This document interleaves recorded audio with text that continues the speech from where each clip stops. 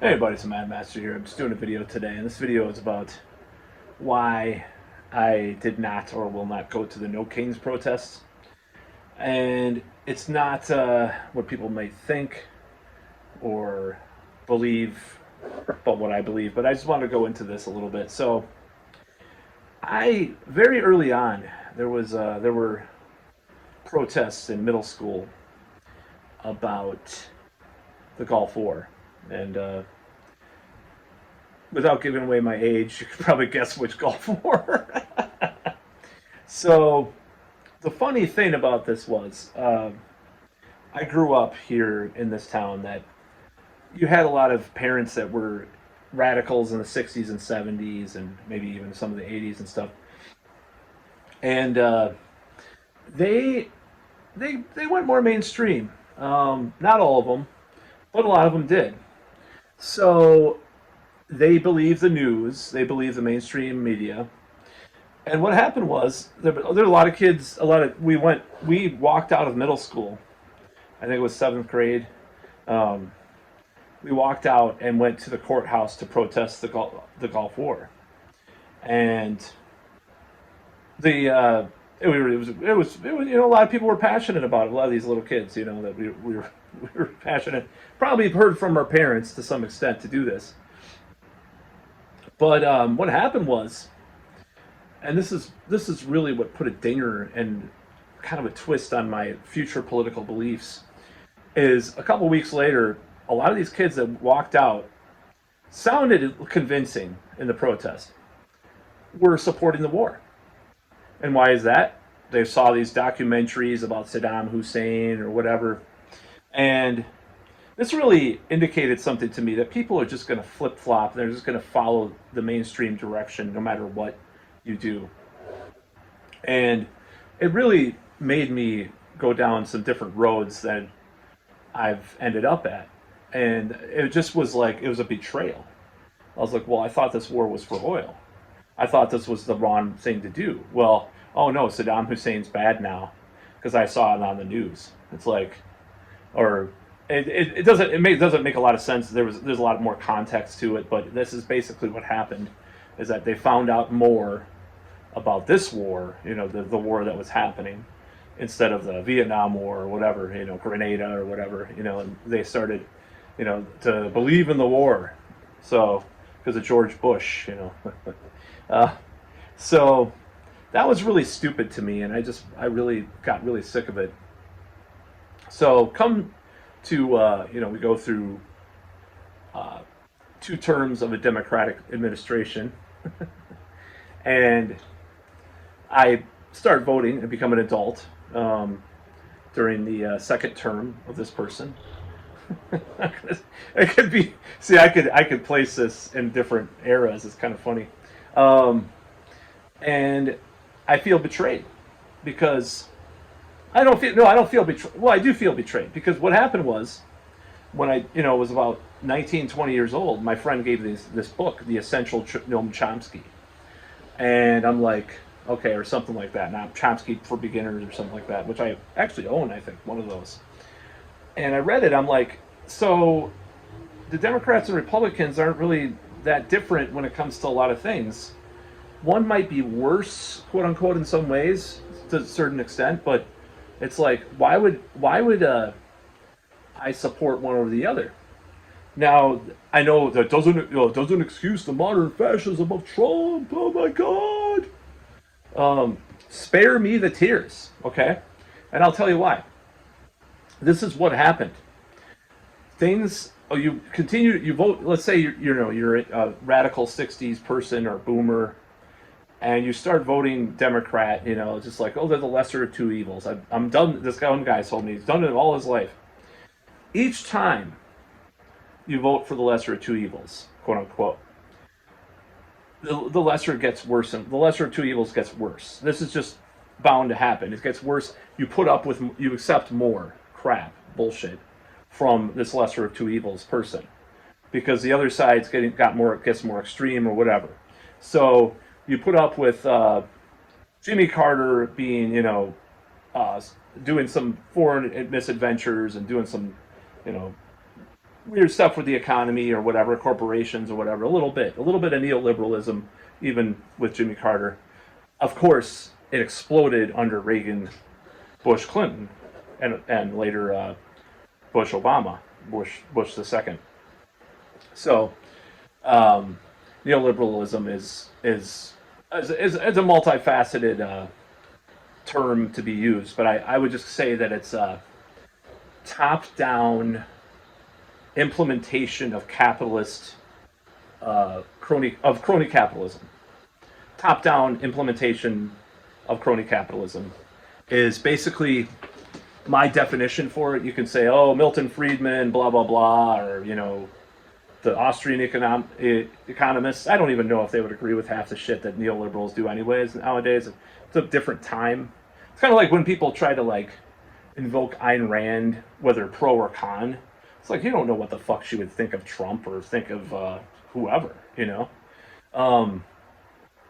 That said, there's a lot of problematic things about, Ayn Rand or whoever, but I'm just saying, I'm not denying that, but I'm just saying, you're imposing this modern context into this antiquated idea, these antiquated perceptions that may or may not be, applicable to what you're trying to pigeonhole them into.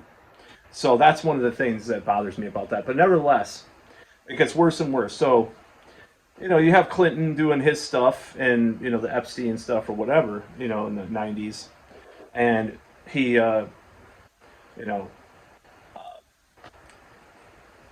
gets rid of Glass-Steagall and gets rid of these kind of protections because, he's the new Democrat. He's more capitalist than the old Democrats, those commies, right? So he implements, free trade, quote unquote free trade. The manufacturing contingent, or the manufacturing of the United States, gets even less and less under Reagan through Clinton. It just decimates that part of the economy.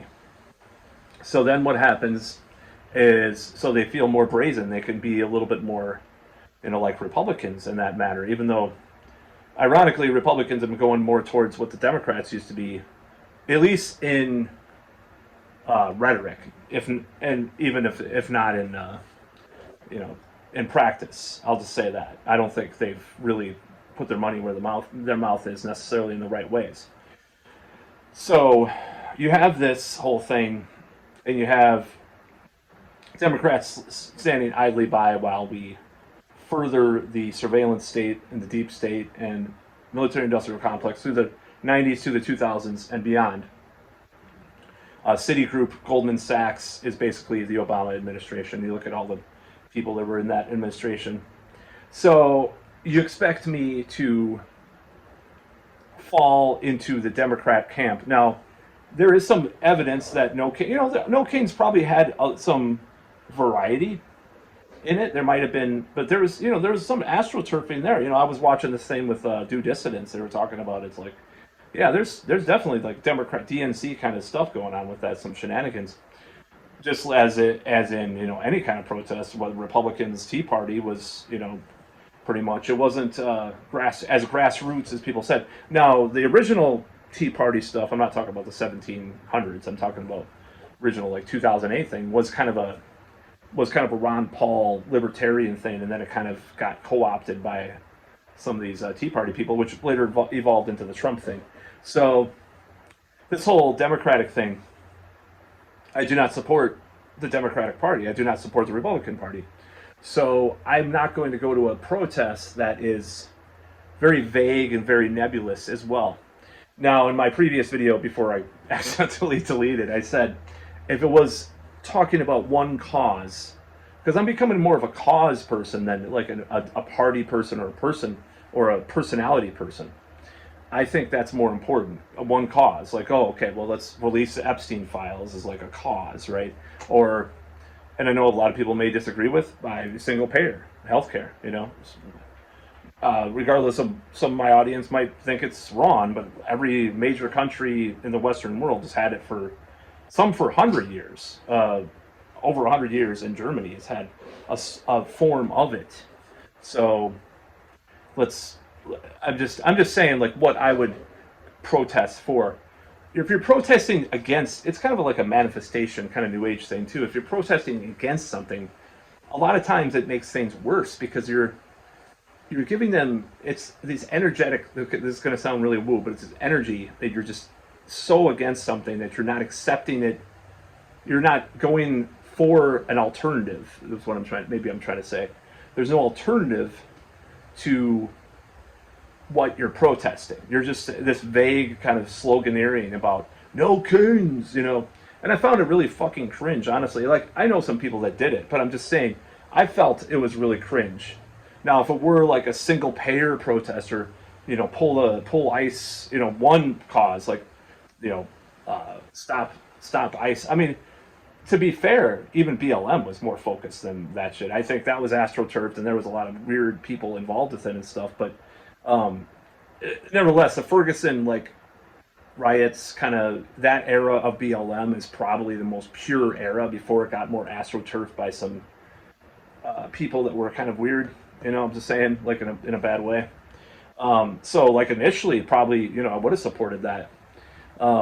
By the time 2020 happened, it was co-opted by the Democratic Party, and it was like this excuse to I don't know. I don't even. I mean, I'm sure some people there were true believers, but I'm just saying like a lot of it was nefarious in a way, in a certain political way that it's very cynical to say this, but these Democratic mayors and stuff that just will do anything to save their face. So no, I don't think that I don't necessarily think. I like it. I like that there was a huge turnout. No Kings. It's kind of cool that was a huge turnout, but I can't go to that knowing that it's not for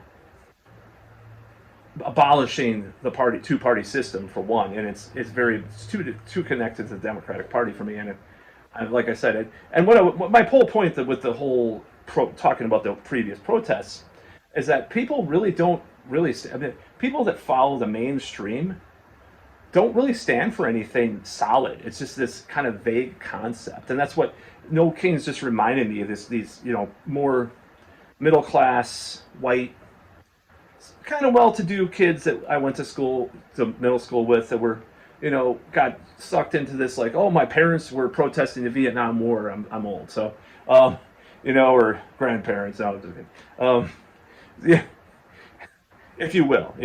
So I'm going to go protest this war, right? So you go and do it, and then you're a turncoat a few weeks later. It's like that's why I always want to throw nuance and context in this anti-Trump thing, because some of it is based. Obviously, there's things that he's done that are awful, but they have to be contextual in the context of things going a certain direction for a long time and allowing for that stuff to happen. I mean, that's the rot is not because of one guy. It's because the rot has been going on for a long time, the corruption. And maybe that's just a natural part of life. Maybe politics are naturally corrupt. Maybe I'm an anarchist, an anti-statist. I don't know. But that's the confusion that's sort of the idea that I have when I look at this. It's like, I can't, and it's hard to really express this frustration that I have in a coherent manner, but it's kind of cringe. It's kind of normie. It's kind of liberal, like what leftists say about liberals. If you look into that, it's too liberal for me. You know what I mean? Like TM, Democrat. Because it kind of bothers me. I think like going to I think middle or high school is a perfect example. We have these people. They'll just follow everything that they're teachers' pets. This is a Democrat type. They're teachers' pets. They're probably kind of creative. They'll go to they're in a theater group, music theater group or whatever, and they're not total jocks or something, but they're, they might do some sports. It's kind of this there's this archetype of this people that later became kind of Democrats and stuff that I knew, like hardcore Democrats, and I don't hate them. I mean, they're pretty cool. A lot of them are pretty cool people. But there's something that bothers me. There's this insidious over ideation or over naivete. There's too much of a naivete towards how people are and how people operate that bothers me. And maybe they'll call me a conspiracy theorist or a nihilist. The new thing's not you're a political nihilist. They don't say that to me, but I know that's probably what if I told people what I believe, they'll probably call me that. That I don't have a real belief. I mean, that's part of my nature is to question everything. I guess you can. I'm not going to talk about the astrology in this video that says that, but it's what I mean. It's like I could see from all sides. I could see from different contexts, so it makes it harder to pin me down. But at the same time, I'm against it all. I think it's just all corrupt in this way that has devolved into what we have now.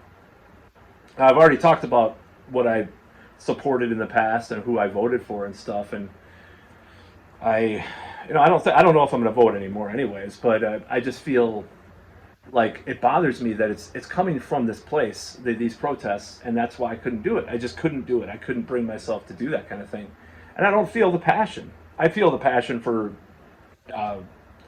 just starting anew and taking it all down. I don't mean taking down the East Wing of the White House. I don't mean that, but I don't mean that. I just mean tearing it all down and starting anew is more interesting or more relevant idea to me than just like reforming in this way. But like I said, with the lesser than two evils thing, people have been doing that for so long, and it's like it excuses things. It excuses people doing worse and worse things. Slow. It's very slow. The decline is slow. You could look at I mean, I'm not saying JFK was great, but or even Johnson or Carter, but there was a little bit of a more of a decorum to those presidents that were not with the Democrats that were after him. Now, Obama was a very slick talker, speaker, and a lot. I mean, he wasn't as outwardly corrupt as Clinton is. I mean, he probably still isn't. He's just more of just an establishment person. He once said he was a Reaganite in an interview, which is quite shocking in a way. But I don't think he's as into that corruption than Clinton was in that way, in his personal life. I'm saying, but it got worse and worse because you lied. He lied. The stupid guy in Congress. You lie. He was right, not about. The context was stupid, but he did lie, and he lied about who he was because he lied about who he represented and who he was going to root for. Because in the end, he rooted for corporations. Now, I love that period of time, a lot of it, because like I said, a golden period of my life from was like 2009 through 2012, and that was Obama's first term. I'm not saying that, or maybe 2012, 2013. And it's just personal things in my life that were better back then, and a lot of things were happening for me in my life that I felt more secure about. Not necessarily even related to the political environment. It was more staid, it was more stagnant, it was more safe in a way, It was. Let's just not deny it. It's way more unpredictable, it's way more chaotic now. Let's just not deny that Obama, as much as I'm including him as this decline, was at least he was liked by enough people that he wasn't going to cause a lot of major trouble. Maybe that's the problem. Maybe someone needs to cause trouble. Maybe there needs to be huge reforms. That's the whole point. That's why Trump got elected, pretty much. But yeah, I don't think he's doing the right kind of reforms. Now, nevertheless, he's empowering technocratic people, these people. So, quote unquote. Some literally technocratic, before people correct me. Elon Musk's grandfather was into that, and some of the stuff seems very eerily reminiscent of that party, what they wanted and stuff. You read this stuff. So, I don't like it. I don't like any of that stuff. But I do not like, I don't like Cuomo or freaking Pritzker, whatever, I don't like Pelosi. I don't like fucking Newsom. I don't like these people. So when you include them into this, like, no kings, this, like, we're doing it for these Democrats, and that's kind of what it seemed like to me. I cannot partake in that. I cannot partake in this type of movement that's just giving the other side of the shit show uh, accolades or respect. It doesn't mean that I want Trump to be king, or that I don't support, you know, I don't support that I don't support it in theory. I do support like no kings and stuff, even though I want to be a king. I'd love to have a castle and shit. But anyways, that's just me. But that's your Mars and Leo talking 10th house, right? Actually, that is true. But I've just been on ChatGPT doing this astrology shit for a few months, so I'm just kind of weird into this weird phase. So yeah, I didn't go to the No Kings protest, and I was invited, sort of, ostensibly. And I'm not going to go. Now, like I said, if it was about one subject or one thing, see, that's what I like about protests about one thing, instead of this vague, like, we don't like Trump thing. If it's about, we want single payer, we want this war, such and such war to end, we want this thing to stop, whatever is happening, then I'm for it. I'm for that kind of stuff. But I'm not for this like vague, nebulous Democrat Party hack kind of thing that people talk about, because I'm not into that. I'm not into the Democratic Party. That's not me. I've never, and I really haven't been a Democrat since I was probably like 20 years old. Because once I read, and Noam Chomsky has his issues, like Epstein issues too, unfortunately. He has issues too, and I'm not like a total supporter of Epstein or whatever. It's better to have a little light in here. So yeah, I'm not going to support this protest. I'm not going to go to these protests. And there's part of me that just is so. I'll just put it this way. This will be the final part of this. There's such a fatigue that I'm having about politics and all this stuff. I'm going to do, and that'll lead into my next video too, by the way. It's just everything's all politics all the time. So anyways, you'll see another video soon.